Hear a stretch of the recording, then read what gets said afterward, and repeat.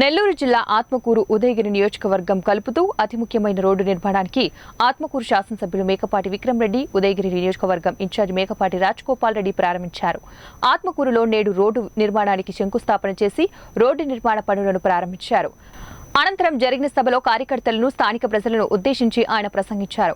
ఈ కార్యక్రమం అనంతరం మీడియాతో మాట్లాడుతూ ప్రజలకు ఉపయోగపడే విధంగా ప్రజల అవసరాలకు అనుగుణంగా సంక్షేమం అభివృద్ధి కార్యక్రమాలతో తమ ప్రభుత్వం పనిచేస్తోందని, అందులో భాగంగానే ఆత్మకూరు ఉదయగిరి నియోజకవర్గం కలుపుతూ ఆత్మకూరు నుండి వింజామూరు వరకు ఉన్న రోడ్డును సుమారు 9 కోట్ల నిధులతో నిర్మించేందుకు నేడు ప్రారంభించినట్లు తెలిపారు.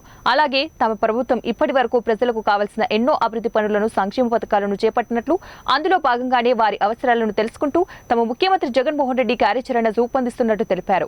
ఈ కార్యక్రమానికి హాజరైన ఉదయగిరి వైఎస్ఆర్సీపీ ఇన్ఛార్జ్ రాజగోపాల్ రెడ్డి మాట్లాడుతూ ఎన్నికలలోపే ఈ రోడ్డు నిర్మించేందుకు వేగవంతంగా చేస్తున్నామని, త్వరగానే రోడ్డు నిర్మించి 2 నియోజకవర్గాల ప్రజలకు ఉపయోగకరంగా ఉండేలాగా చేపడతామని తెలిపారు.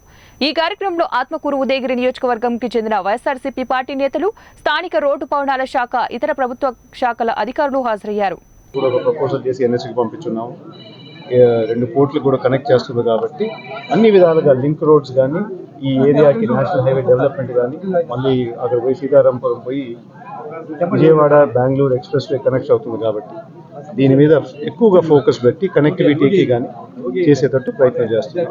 మన ముఖ్యమంత్రి గారు కోరింది కూడా ఏంటంటే ఈసారి మేనిఫెస్టోలో తప్పకుండా ప్రతి గ్రామానికి అన్ని విధాలుగా నిధులు వచ్చేసాయి కాబట్టి, అన్ని విధాలుగా ఇన్ఫ్రాస్ట్రక్చర్ వచ్చేసింది కాబట్టి, ఏంటి సచివాలయం కానీ, రైతు భరోసా కానీ, ఇట్లాంటి బిల్డింగ్లన్నీ వచ్చేసాయి కాబట్టి ఇంకా నెక్స్ట్ ఫోకస్ మంది ఓన్లీ రోడ్స్, డ్రైన్స్ మీద ఎక్కువ ఫోకస్ చేసి ఈ మేనిఫెస్టోలో తీసుకురామని చెప్పి కోరారు. ఇది ఎన్నికలకు ముందు హడావుడి అని అంటున్నారు. మార్చికి మేము రాజుగారు కాంట్రాక్టర్ గారిని రిక్వెస్ట్ చేయటం జరిగింది. అంటే ఆయన వేరే విధంగా బిజీగా ఉన్నాడు. ఈ పర్మిషన్లు కూడా దీనికి సరిగ్గా రాలేదు కాబట్టి అన్ని పర్మిషన్లు తీసుకున్న తర్వాత ఆయన రెడీ అయ్యారు. మేము కూడా దానికి తగ్గట్టు మేము రిక్వెస్ట్ చేశాము. రిక్వెస్ట్ చేసిన తర్వాత రేపు ఎలక్షన్ల లోపే రోడ్లు కంప్లీట్ చేస్తాము అని